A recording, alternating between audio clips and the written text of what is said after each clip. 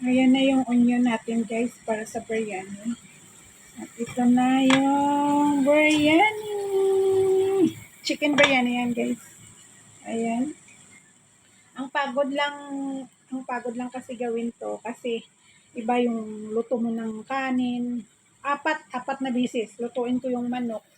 Wala na, ito na pero sabaw na lang yun na yun. Ayan. Pagkatapos maluto, yung kanin na naman lutuin.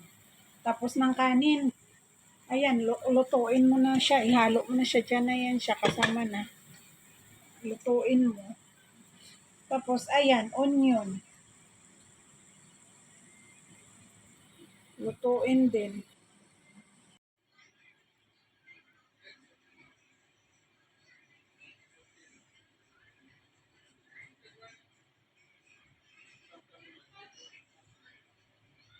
Yan na yung onion natin, guys. Para sa biryani natin.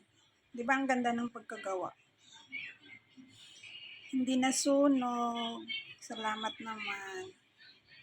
Charan! Ito na yung biryani natin, guys. Ang sarap, di ba? Chicken biryani yan, guys. Tapos ang pagkaluto ng onion ko, perfect na perfect. Hindi nasunog.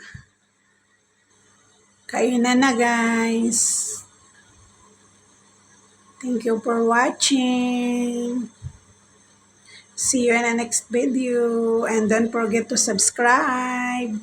Thank you so much. And God bless us all. Bye.